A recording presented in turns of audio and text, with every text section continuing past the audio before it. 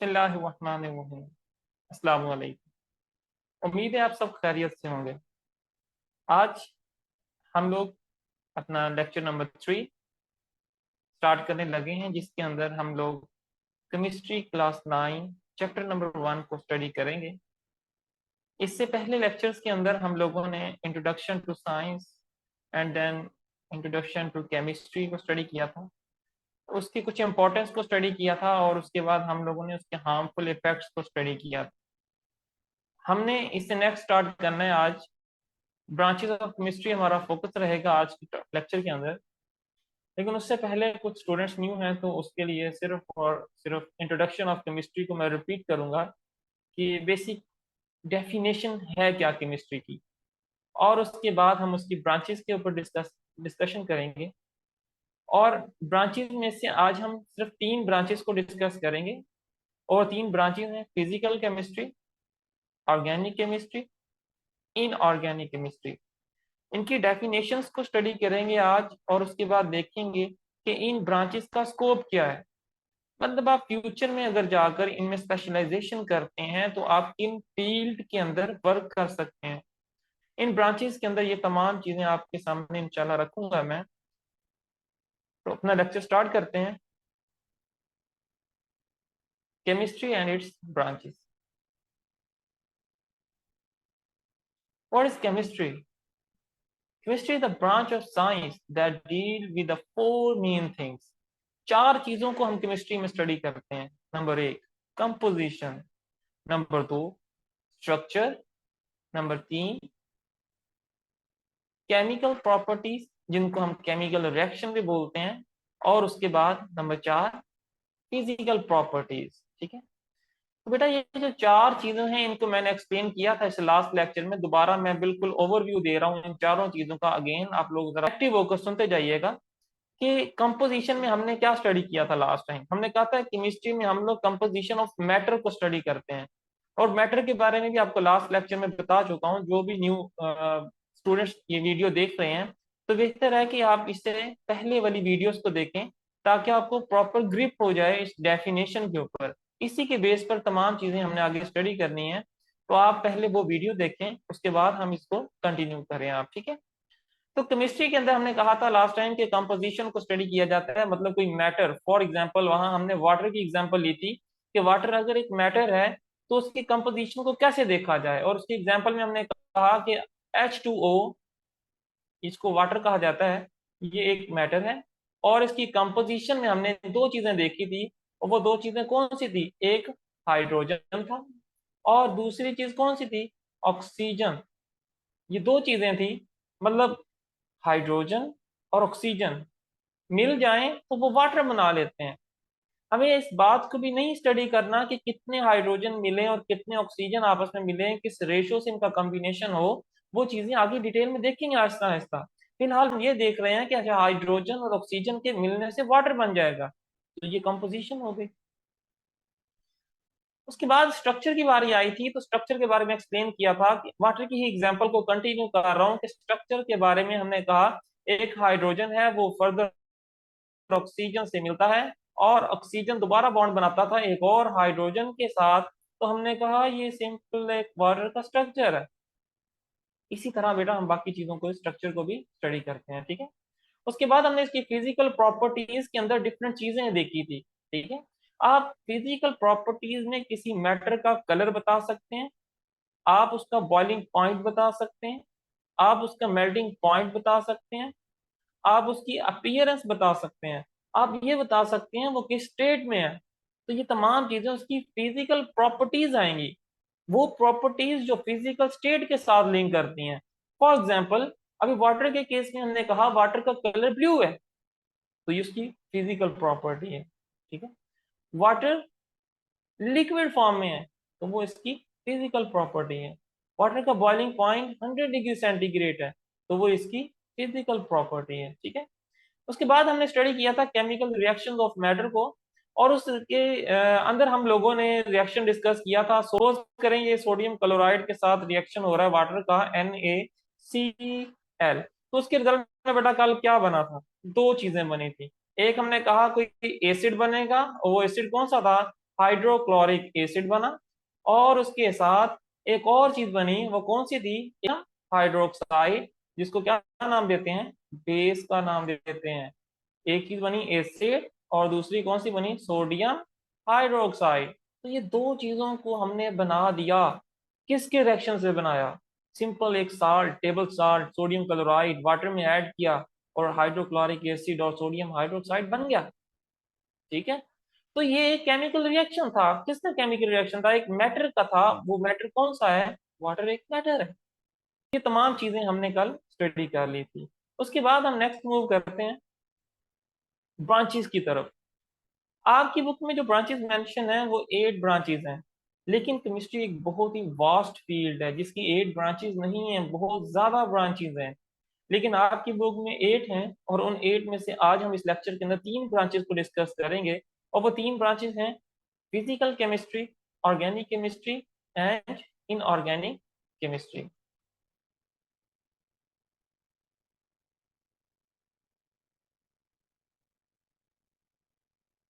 What is physical chemistry?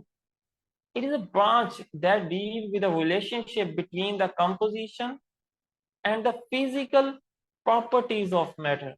बेटा ये एक ऐसी ब्रांच है जिसके अंदर हम लोग रिलेशनशिप चेक करेंगे कि किसी चीज की कंपोजिशन क्या थी, और उसी कंपोजिशन के हिसाब से उसकी फिजिकल प्रॉपर्टीज क्या है। मतलब फिजिकल प्रॉपर्टीज कंपोजिशन के हिसाब से चेंज हो जाया करती हैं। तो वो कैसे चेंज होंगी, उनका आपस में क्या रिलेशनशिप है, कौन सी कंपोजिशन हो तो प्रॉपर्टीज कैसी अपीयर होंगी, अगर कंपोजिशन को जरा चेंज कर दिया जाए तो प्रॉपर्टीज कैसी होंगी। उसके अलावा इस फील्ड के अंदर हम लोग एटम्स के स्ट्रक्चर के बारे में स्टडी करते हैं। आप इंशाल्लाह चैप्टर नंबर 5 में जब पहुंचेंगे तो हम डिफरेंट थ्योरी को पढ़ेंगे। जैसे बॉयल्स लॉ के बारे में पढ़ेंगे कि उसने हमें स्ट्रक्चर ऑफ एटम के बारे में क्या इंफॉर्मेशन दी। हम रदरफोर्ड के बारे में पढ़ेंगे कि उसने क्या इंफॉर्मेशन हमें प्रोवाइड की। तो वो जो चैप्टर नंबर 5 है आपका, वो क्या है? वो फिजिकल केमिस्ट्री से रिलेट करता है। आप यहाँ ये डेफिनेशन पढ़ रहे हैं, लेकिन इसी डेफिनेशन की एक्सप्लेनेशन आप चैप्टर नंबर 5 के अंदर स्टडी करेंगे। ठीक है। फॉर्मेशन ऑफ मॉलिक्यूल्स के बारे में पढ़ते हैं कि जब कोई केमिकल रिएक्शन होता है तो कैसे नए मॉलिक्यूल्स बनेंगे, उनकी स्पीड क्या होगी, उनके रेट ऑफ रिएक्शन क्या होगा। ये भी फिजिकल केमिस्ट्री में हम लोग स्टडी करते हैं। बिहेवियर ऑफ गैसेस को स्टडी किया जाता है, लिक्विड्स को स्टडी किया जाता है, और सॉलिड को स्टडी किया जाता है। बेटा behaviour of solid, liquid and gas, ये हम इंशाल्लाह आपके चैप्टर नंबर 5 के अंदर स्टडी करेंगे, और उनमें डिफरेंट लॉ को स्टडी करेंगे कि बिहेवियर क्या होगा गैसेस का, सॉलिड का, लिक्विड का, इनके ऊपर क्या इफेक्ट होता है टेम्परेचर का। ये तमाम चीजें हम लोग इंशाल्लाह चैप्टर नंबर 5 के अंदर स्टडी करेंगे, और डिटेल के अंदर हम लोग ये सारी चीजें फिजिकल केमिस्ट्री में स्टडी कर रहे होंगे। आपको एक एग्जांपल मैं बताना चाहता हूँ, आपको ये समझाना चाहता हूँ यहाँ पर कि कंपोजिशन और जो फिजिकल प्रॉपर्टीज हैं उनका रिलेशनशिप कैसे चेक किया जाता है।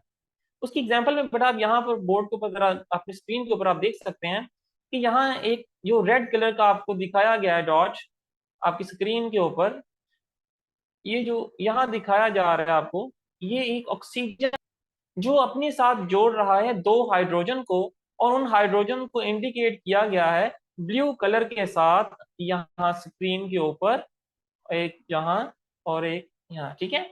ये एक वाटर का मॉलिक्यूल बन गया।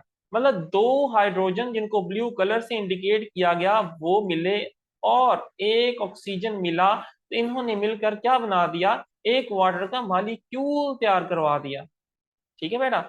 अब बेसिकली मैं आपको बताना ये चाहता हूं कि अगर आप यहाँ स्क्रीन के ऊपर आइस का स्ट्रक्चर देखें, जो एक वाटर का मॉलिक्यूल अरेंज हो चुका है, और वो दूसरे मॉलिक्यूल के साथ हाइड्रोजन बॉन्डिंग बना रहा है। हाइड्रोजन बॉन्डिंग की वजह से एक रेगुलर लैटिस स्ट्रक्चर अरेंज हो गई। गैप बहुत ज्यादा क्रिएट हो चुका है, ये आइस बन चुका है वाटर ही, मतलब H2O ही है, लेकिन ये क्या कहलाएगी? अब आइस कहलाएगी, क्योंकि इनके अंदर मॉलिक्यूल्स ने अपने आप को अरेंज कर लिया है। ठीक है।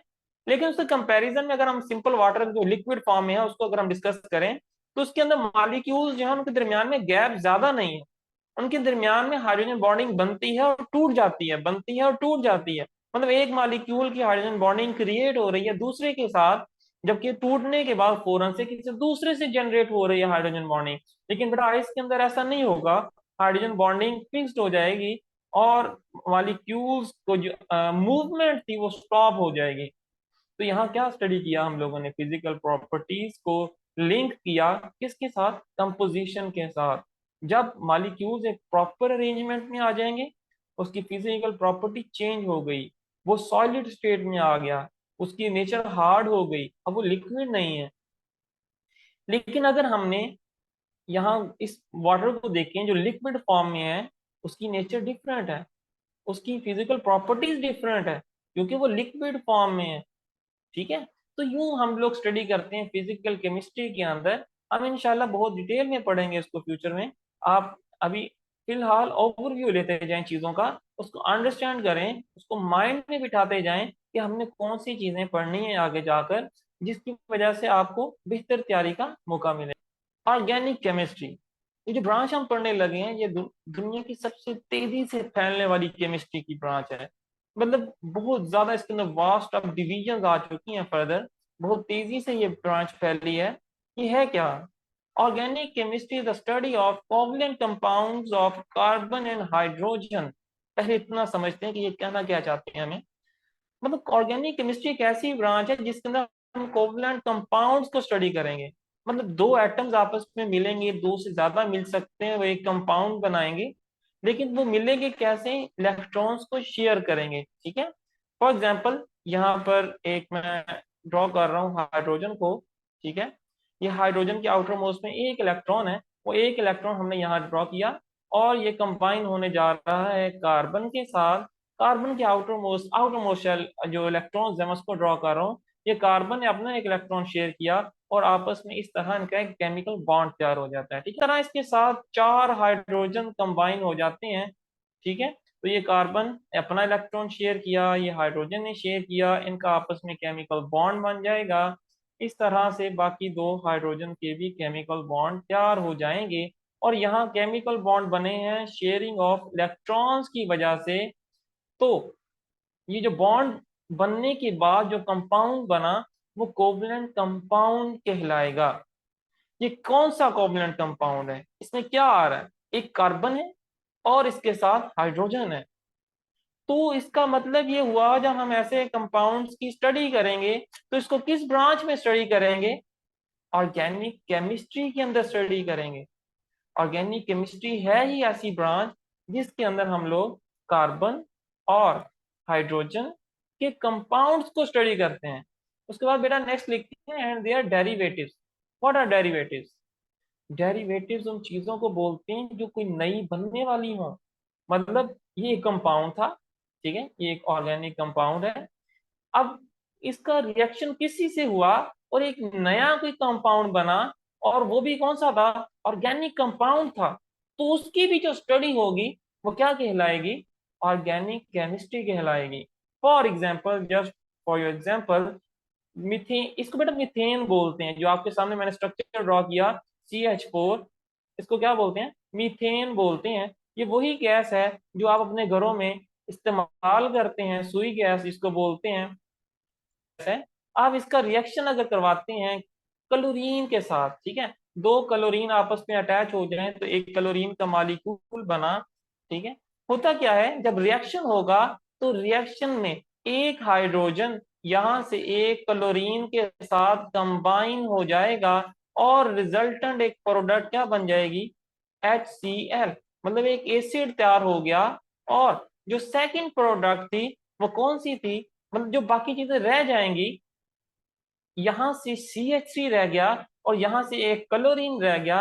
मैं इसको कंबाइन करके लिख रहा हूं कि कार्बन के साथ तीन हाइड्रोजन रह गए। ठीक है, और इसके साथ कार्बन के एक मॉल एटम कंबाइन हो गया क्लोरीन का। ठीक है, तो यहाँ एक नया कंपाउंड बन गया। अब ये वाला कंपाउंड क्या कहलाएगा? डेरिवेटिव कहलाएगा। मतलब एक नया कंपाउंड बना पहले दो के रिएक्शन से। तो इसकी जो स्टडी है वो भी हम किस ब्रांच में करेंगे? ऑर्गेनिक केमिस्ट्री में करेंगे। ठीक है, सेकंड पॉइंट में कहते हैं नेचुरली अकरिंग एंड साइंटिसाइज्ड कंपाउंड्स। हम ऑर्गेनिक केमिस्ट्री में उनकी भी स्टडी करते हैं जो नेचुरली अकरिंग हो या जो हम लोगों ने खुद से साइंटिसाइज करवा ली हो।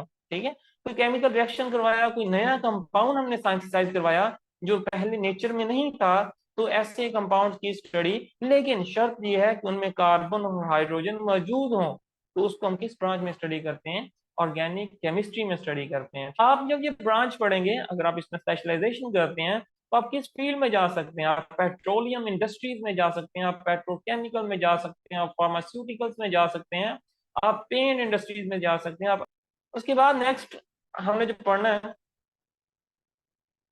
वो है हमारी इनऑर्गेनिक केमिस्ट्री की।